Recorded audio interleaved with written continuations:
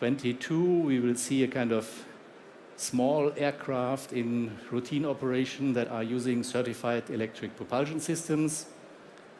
And by 2030, we will see these regional electric aircraft. But again, I cannot describe the future. But in one respect, I can describe the future. If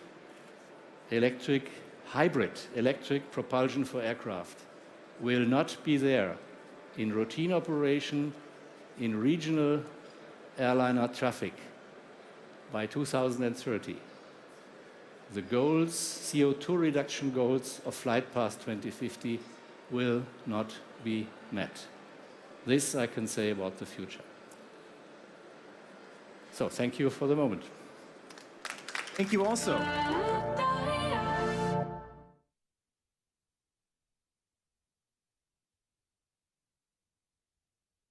You've been, of course, in the business, in the aviation business for a while, but you started off actually somewhere completely different. I mean, not everybody's an expert right from the start, but I know you've always been into, we could say you've always been into science and technology, and I know you actually won a competition back in 1975. That's right, yeah. That was Jugendforscht, I guess. What was that all about? What did you win? You won in the category technics, right? Yeah, Technology. and that was also digitalization. At that time, I developed a decoder for decoding Morse signals. So you maybe know, right.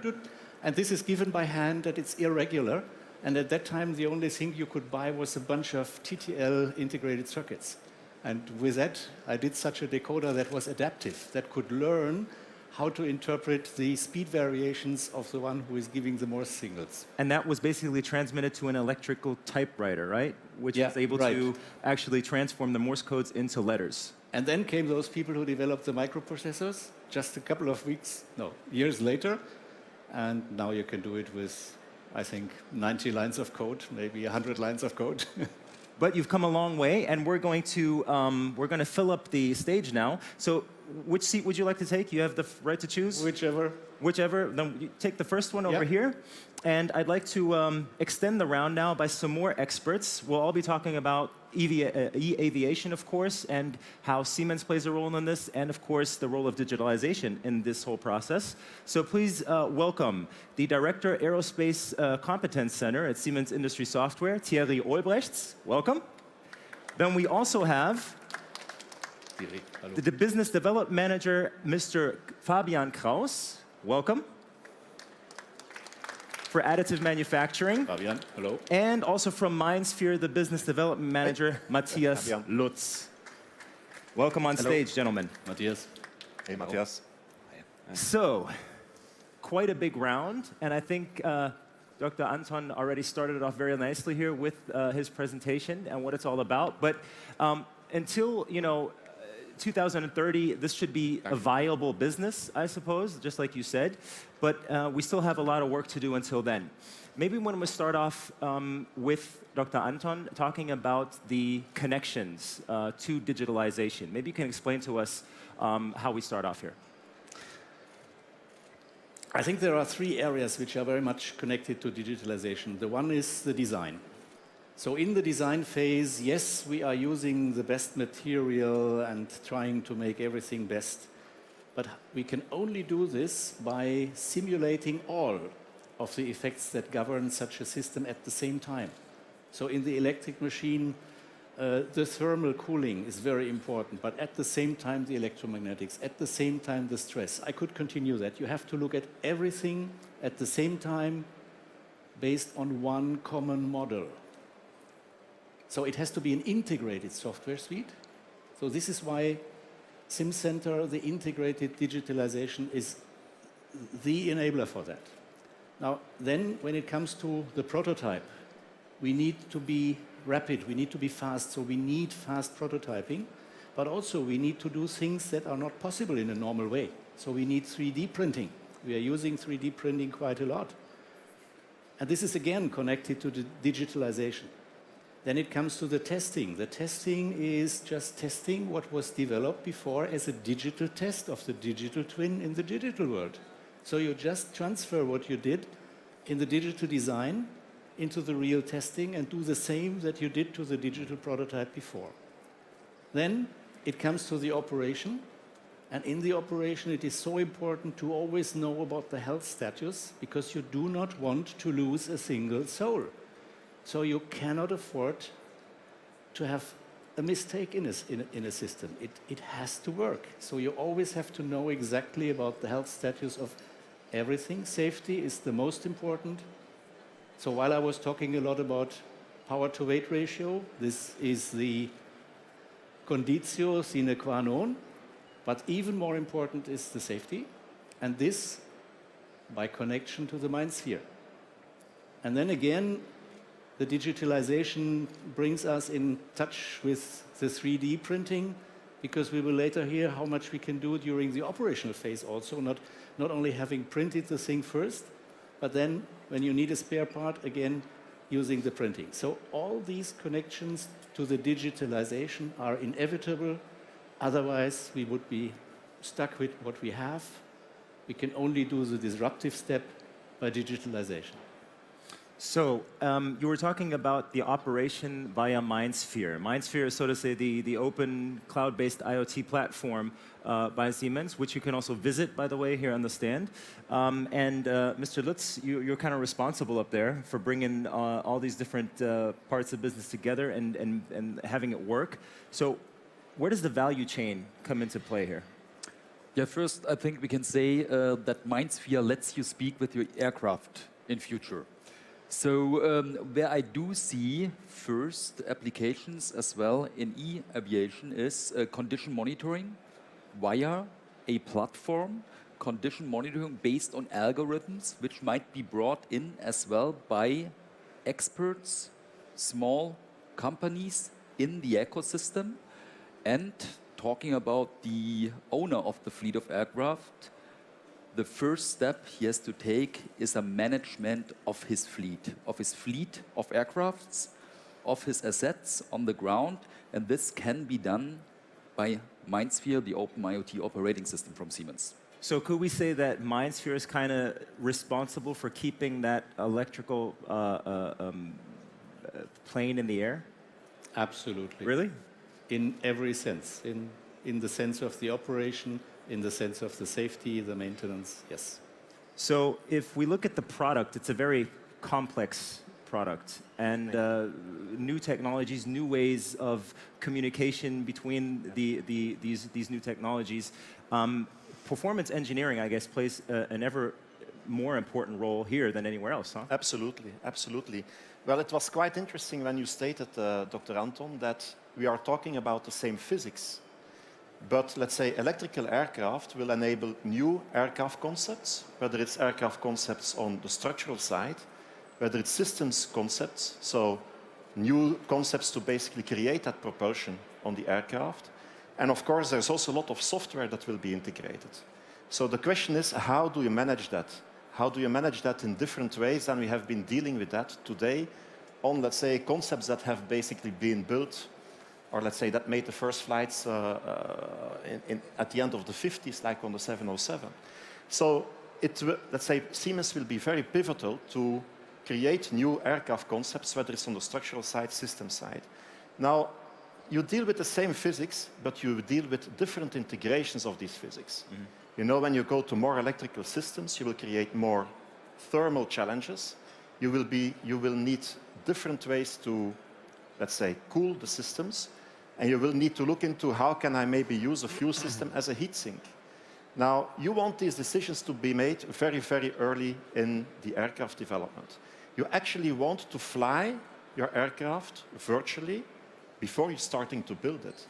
And that's exactly where, within the Siemens PLM Simulation and Testing Solutions division, we are really focusing in, let's say, building the capabilities to basically manage the different physics, integrate these different physics in virtual integrated aircraft simulations, virtually integrated iron birds, to basically test from very early on till very late in the verification phase, to manage that verification in a decent way. Knowing that on top of that, you will, let's say, these new development processes will create a lot of data, much more than what we have been seeing in the past. a lot of data will become available from operations. How do you take that back? How do you take that data back into, let's say, the engineering, into the improvement of the, let's say, the improvement steps that you take along the life cycle of that product. And this is where MindSphere comes into play again, I suppose, right? Yeah, so the data out of the operation, out of the flight operations can be fed in back to the digital twin. Exactly. For redesigning, for redesigning, optimizing. for testing, design changes, for optimizing the production and the product by itself. So the whole life cycle supported by MindSphere and data out of operation is fed back to the virtual world. And even much more towards how can you create much more reliable systems based on that very rich data set that you get out of the operations. How can you basically challenge the assumptions that you have taken very early in the development based on that very rich data set that comes out of the field? It's very important. So we might want to move on to Fabian to talk a bit about the additive manufacturing process. We're not only talking about prototypes, like we said before. This is something you said was very important because a lot of people think, okay, when it comes to additive manufacturing, when we see the things we have on display here, yeah, okay, that's like future. Those are prototypes we're talking about. This is stuff. This is ready for use, right? It is, yeah. Exactly. So that's where the technology comes from. It comes from prototyping. It's been invented more than 25 years ago, and it's been used for prototyping ever since. And it's perfect for prototyping. But over the course of the years, the technology has evolved, and we are now at a stage where we can use the technology for serious manufacturing. And I have a few examples here with me. One is, this is just a little model of an entire turbine, but you can see the use in aerospace, and this is just a model, so that would be the prototyping. But this has been printed, this is a print, right? This is a full print, yeah. So this is, let's say, a small volume, a small model of a turbine engine, and you can integrate all the functionalities. Now, as I said, this is prototyping. Right. It's nice, but it's prototyping. Now here, this is, for example, a turbine blade which is in actual use. So that's been qualified for aerospace usage. So together with all the aerospace companies, we have qualified the technology for aerospace usage. And there's something special about this here. It also has some integrated sensors. Yeah, exactly. I thought about it when you said you want to track the performance and the quality of the turbine in the air. So in this application, we have integrated little sensors into the turbine blade, so as it is running, you can actually measure the performance of the turbine. And if for some reason, wearing reasons, usage reasons, the sensors somewhere across the Atlantic, they notice, oh, there's something wrong with my turbine. You will make it all the way across the Atlantic, but on the way to the Atlantic, you actually tell your service center in Frankfurt, for example, I will land in 6 hours and I have a problem with my turbine blade. So this data during the use is going to be sent to the service station in Frankfurt, for example, and the printer can start reprinting the next blade. So as the airplane comes down, you just exchange the blade and the airplane can go back up to it. So for an example, let's say a maintenance process that usually would take, I don't know, 2 to 3 days might be done in 2 or 3 hours. Or 2 to 3 weeks initially, or even because if you cannot manufacture it additively, you have to do it subtractively, and then you need tooling. Now here we don't need the tooling, you just need the data, you need to know how the wearing is, and you repair it. So within 2 days, even within a few hours, you can have the airplane back in the air. So once again, MindSphere, so to say, the brain of the entire operation, right? Yeah, and what I do like, that's a piece of metal. A piece of metal, and you put a digital layer over it via MindSphere, maybe in the form of algorithms, and you get a whole new, let's say, business model around aircraft maintenance. And that's also about digitalization. It changes how we design products, how we design the manufacturing, but as well the life and the operation of the customer, the aircraft operator. Whole value chains are changing based on digitalization. So imagine this piece is printed when you saw it's failing over the Atlantic Ocean. Right. Hopefully it doesn't, but Hopefully it doesn't. It's wearage, maybe not failure. So it will be printed on the ground, and the whole value chain around aircraft maintenance will change. That's disruptive as well. It's not only the technology. Now there is one more thing about it. You are holding this real thing in your right hand. Just keep it in your right hand, and people, please imagine in your left hand there is a digital twin of this piece. Yeah. Now, what is the value of the digital twin that even goes beyond? In most cases, pieces fail due to a failure case that is known. Okay, so you know the failure case, and with MindSphere we can see how the thing is getting closer to failure. This is fantastic. But now for the first time, one thing experiences a non-known failure case. In 350 flight level over the middle of the ocean. And you get a pattern into your system that you have never seen before.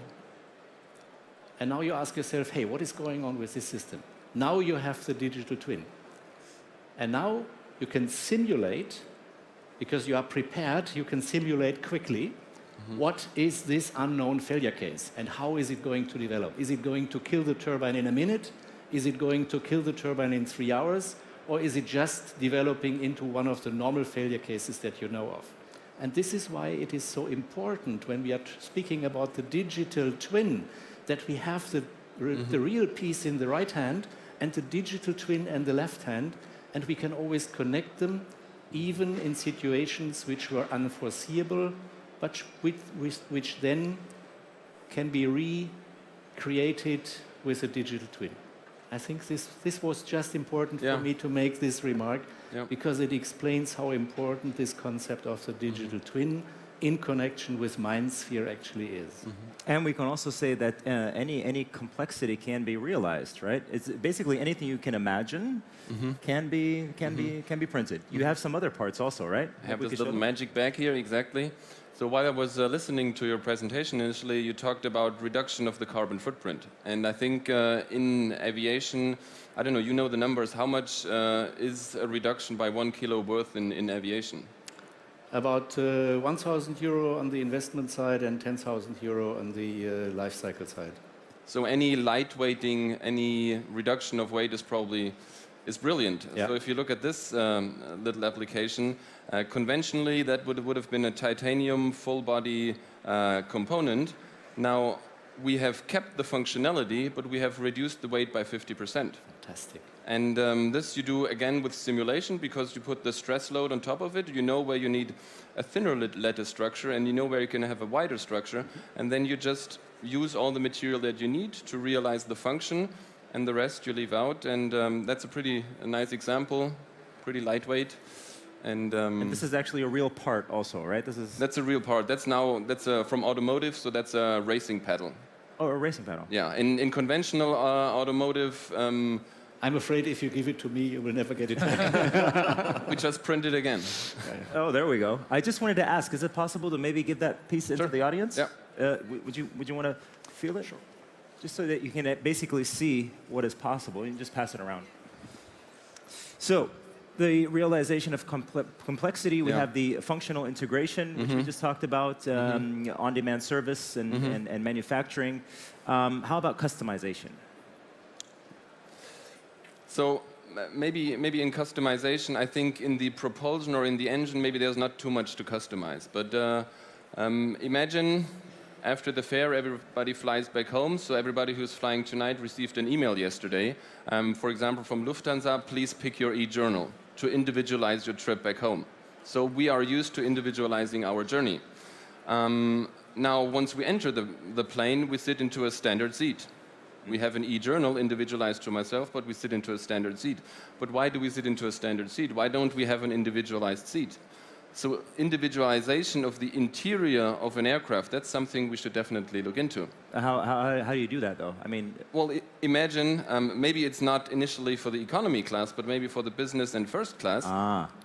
So if you are someone who is having, the nice seats once you enter an aircraft, left and right, and you have to go through to the economy. So these people, maybe they just have their body scanned in, and whenever they book a flight, the company knows Mr. Frank comes in, and he would like to sit in his customized chair.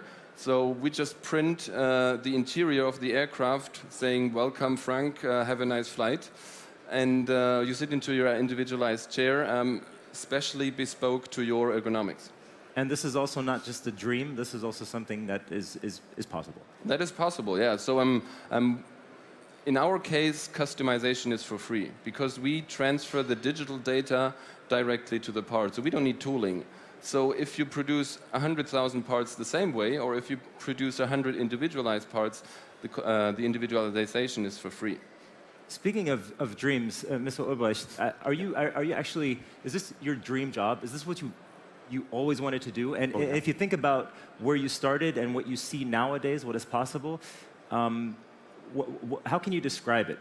Well, I already referred to it. When today I'm doing a business trip for Siemens, Right. I'm flying actually the same concept as the concepts that have been developed at the end of the 50s, 707 actually, Boeing 707. So I hope that in the 20 coming years, in the rest of my career at Siemens, I will be able to fly new concepts. Often you see new concepts popping up out of advanced aircraft development departments. I believe, let's say, the electrical propulsion will make that happen. Because let's say, people will have to think out of the box, and people will be able to reach new performances. And by using these digital twins, we will be able to basically engineer the performance much more than we have been able to do in the past, and reaching better fuel consumption, let's say, numbers, reducing emission. Immediately also look into the new requirements that we have. Let's say maybe in the 50s we did not have the requirements to meet, let's say, noise emission that much as we have today. Today it is basically part of a business case. If your system that will deliver a package to you, if your personal flying taxi is not complying to, let's say, the requirements of what people accept today in context of noise, in context of emission, that business case will not, is not viable. So how do you engineer that? It's a lot of disciplines that come together. It's the thermal side, it's the emission side, it's the structural side, it's the system side, it's noise emission side, etc., etc. Everything needs to be right first time. And that's basically the challenge that we take. That's basically the next step that we want to take with our digital twin strategy. And I believe the electrical aircraft capabilities will be pivotal in basically shaping the aviation of the future. That's at least my dream. And I also find it very interesting that theoretically speaking, anybody could actually contribute.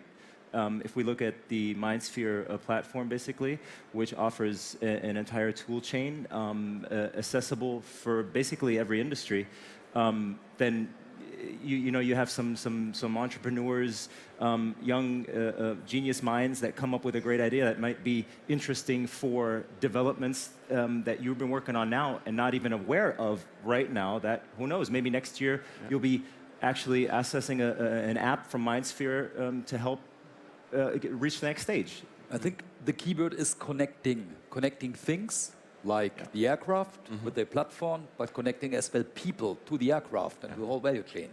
And that was what is so great about digitalization. Everybody can contribute, you know. Maybe in future we have data analytic requirements, which we can't, let's say, do by ourselves. So in an open ecosystem, you will most likely find the right partner. Maybe bright minds somewhere on the other end of the world which are contributing an application on MindSphere, which is, for example, monitoring your drivetrain in the aircraft. So connecting things and connecting people, this can be done by operating systems. One more keyword I have for you, Fabian, and that is digitalized materials. You were talking about that before a bit in our briefing. Maybe you have to explain that to us. I have it the other way around. You can materialize digits, maybe, okay, the other way around. You have a concept on the computer and you get into real life. But what does that mean the other way around? Yeah, so that's if you take the e-manufacturing, the digital manufacturing, even one step further. Now, maybe I have to explain a little bit in 4 or 5 steps. So first step initially, that's where the technology comes from. You have digital data, you have raw material that we put into the additive manufacturing machine. The machine works and you get a part out. I think that everybody understands. Now we've added a lot of sensors into the process and we monitor and track all the data coming out of the process. And we can link that data to the part quality. So we have data connection to part quality. Now, during that time, we have learned how different processes define different qualities. So this has been a quality assurance module. Now, if you think this further, we know different processes define different part quality characteristics. So actually, during your digital process, you can define the characteristics of your material. And as we create the material, the part quality during the process, you define from digital data your digital material properties. And this just opens up completely new things. Now, if you imagine, usually you would take aluminum, titanium, and maybe a nickel alloy because they all have individual qualities and part properties. Now think you only take one material and you define the characteristic through your process. Now if we take this example again, let's say here, this is where the blade goes. You need a very solid, very high-performant component. So you need 100% density. Okay, we tune the process the way you reach 100% density, full strength. Now here maybe, this is more of a more solid phase, so you want to have that lightweight. So you actually define the level of density into it. You speed up the process a little bit, you tune your parameters, and here you create 95% porosity, which makes your part lighter. So you define the material property during your process, and this is something that will open up many very nice applications. Also probably something Mr. Anton is looking forward to, huh? Yeah, absolutely. This will help us to then even further shift the boundaries. As I said in the beginning, we are not breaking the laws of physics, but we are just doing things which up to now were not manufacturable, were not using designable. the laws of physics, yeah. Using the laws of physics, and the boundaries are still far away. So we can make use of all these things. And to me, again and again, it comes back to using digitalization in each of these steps.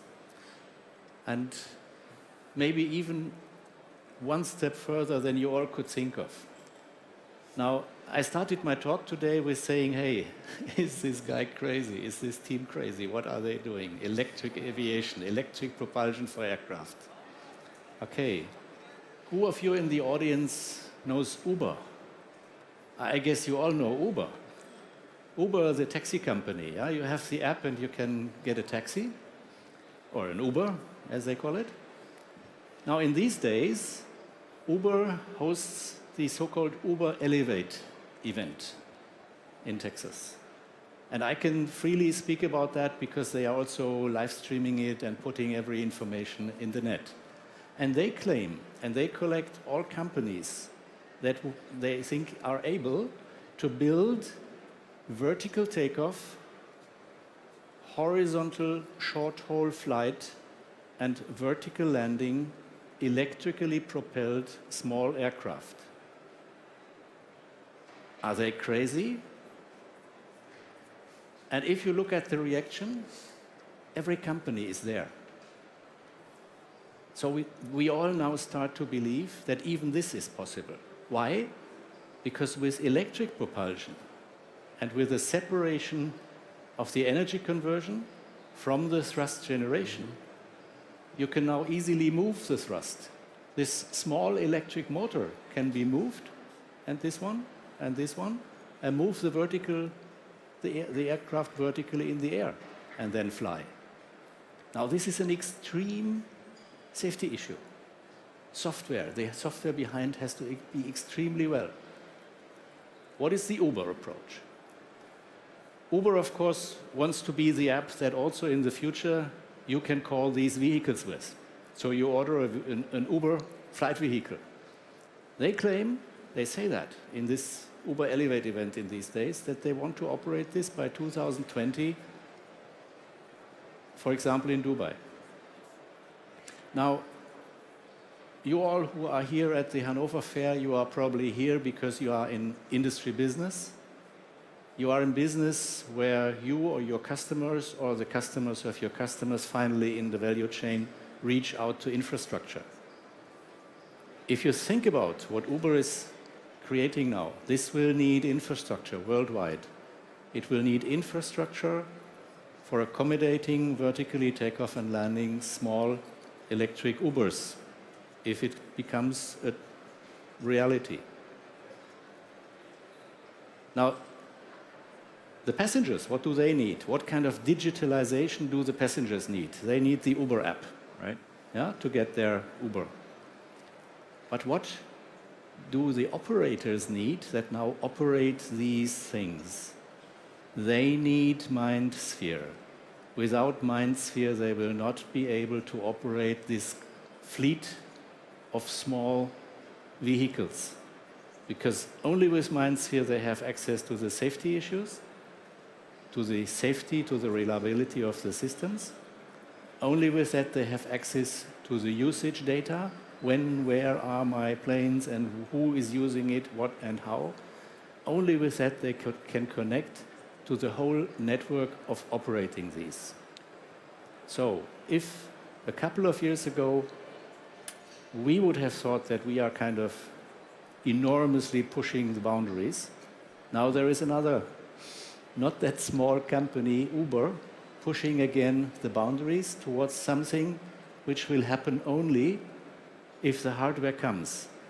But it will happen only if the digitalization comes and if the operators have a MindSphere. Yeah. And Frank, there we see as well how digitalization is disrupting whole value chains. We have recently announced a cooperation with Expo 2020 in Dubai, and they wanna digitize their whole Expo infrastructure based on MindSphere, based on existing infrastructure, bringing in as well some application developers and make a whole digital ecosystem out of the Expo ground in Dubai. So it doesn't really matter what industry we're looking at. It opens up new business models, basically, as we go along, right? And this idea kind of reminds me of the movie The Fifth Element, kinda, right? With the vertical takeoffs and landings. But that would be something interesting. And like you said before, this is something you think you're pushing the boundaries, but you know there's always somebody else taking it one step further. I mean, that's always the way it is, and I guess this is responsible for the evolution of things in the end, right? Have you thought that a software company developing an app will disrupt the aircraft business, like Uber? I think that's crazy. The whole craziness about digitalization. You know, complete value chains are getting reorganized. Right. Right. But the good thing is we have the MindSphere in place, and this is the thing that they only need. Yeah. So do you think the groundwork has been done, so to say, correctly, or are there still some things you're missing in the whole process?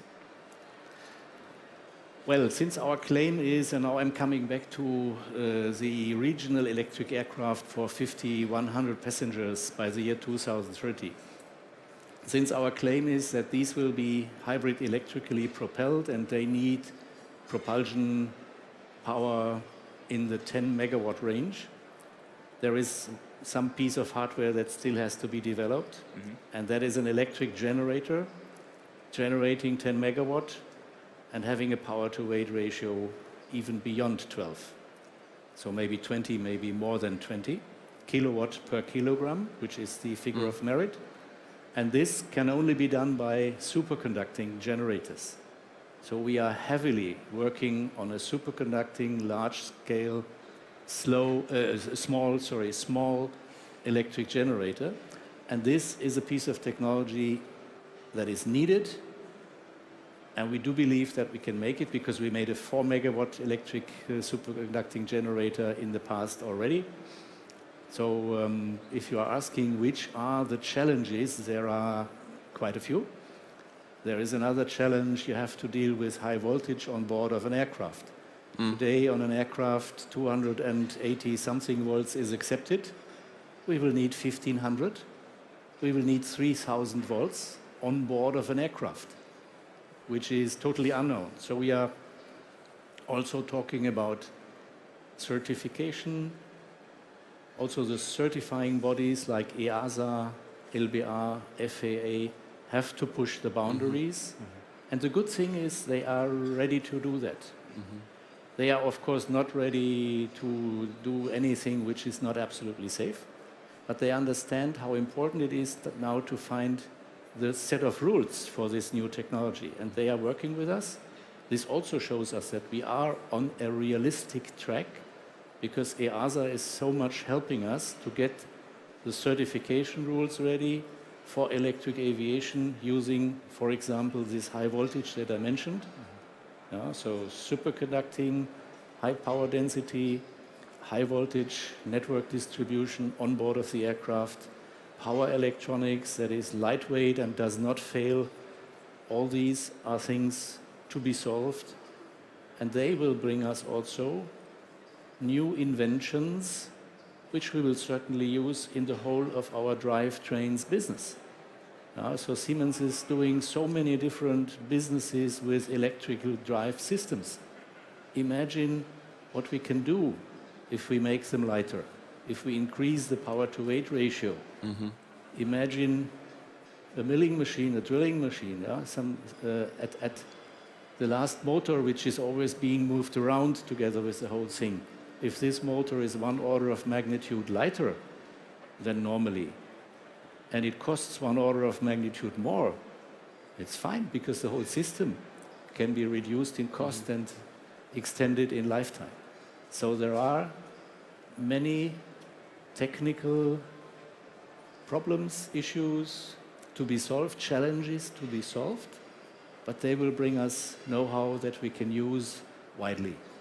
So are there any questions or anything you'd like to add? Yeah, I just wanted to connect to what Dr. Anton was just stating related to certification. It's clear that the usage of digital twins, the usage of, let's say, structural system simulation, is really going to help to shift left and to create, as soon as possible in the development phase, a more mature aircraft.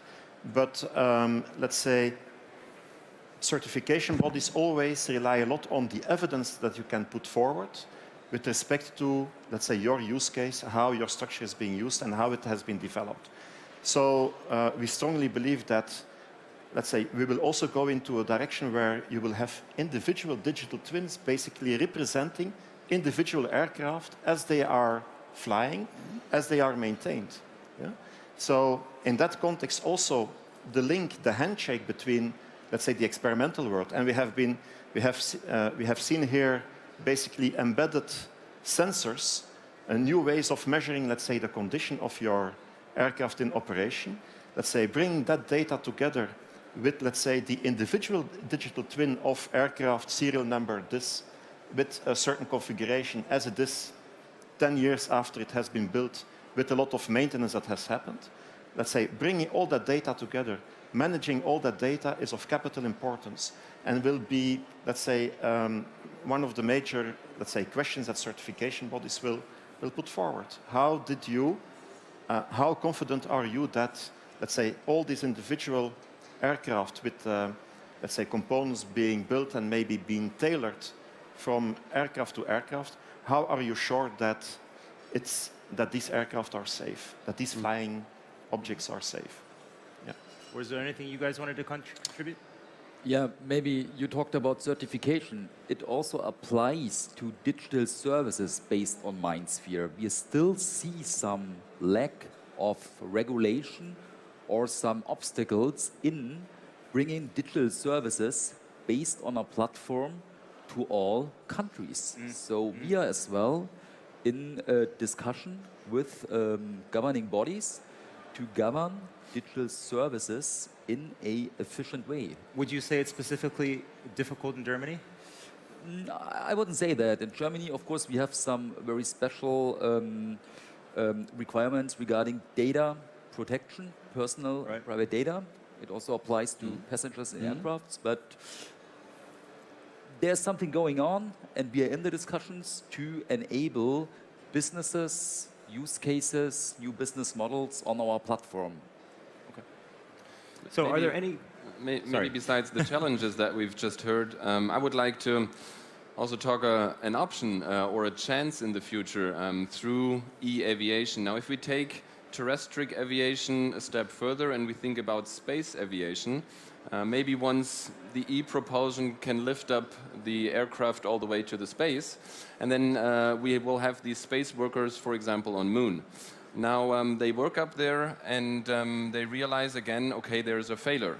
And they need repair or they need a spare part. Now, we can even have spare parts on stock in space, or we demand or we produce the spare parts on demand. That still means we might have several material sources up there, copper, aluminum, titanium, and so on for the different spare parts. Now, I've talked about the digital the digital material. Think about you only have one material up there, and depending which component fails, you print the component.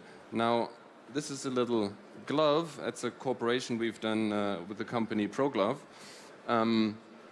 The space worker always needs two hands free. You've never seen a space worker with a barcode scanner. So he's up there and his system tells him, connected by MindSphere, this component has failed, and he scans in the component. And the system tells him, okay, I've realized it, green light's on. This component, the data goes into the system, it reprints the component, and you put it back in. So this just, maybe a dream, but let this dream come true. Hard to imagine right now, but I guess a few hundred years ago, it was hard to imagine that we'd be flying in the first place. Are there any questions from the audience that we could take? We have 1 or 2 minutes. Very interesting topic here. Hold on, please. Can we get a microphone? One second, please, sir. Just get a microphone so we can all hear. A general question is, do you plan to make such propulsion motors for gliders? This would be a perfect match, you know.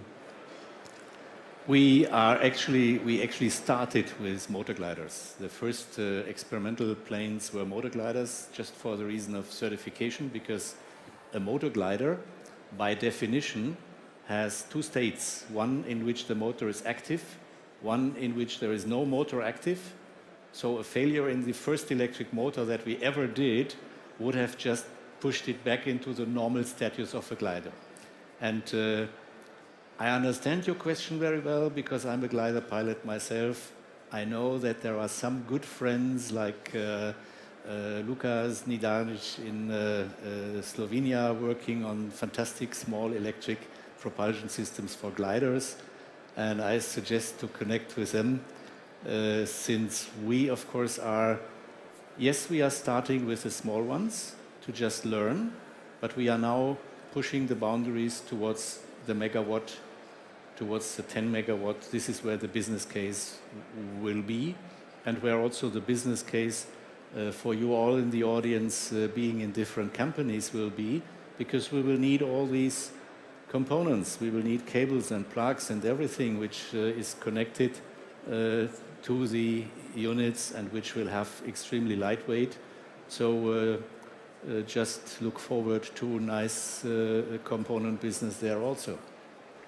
And having that said, the clock is run down to 0 in that second you ended, Dr. Anton. It shows your feeling for precision. So, ladies and gentlemen, I'd like to give a big round of applause to this round here on stage. Dr. Anton, Mr. Ulbrecht, Mr. Kraus, that was it, and Mr. Lutz. thank you very much for being here. And if you have any further questions about MindSphere, for example, please visit the MindSphere Lounge. But I think our other experts will also be around here for further questions. And you enjoy the day, enjoy the stand. And if you're interested in the next presentation, why don't you have a seat also? So, gentlemen, thank you very much. Thank you. Thank you. Thank you. All right.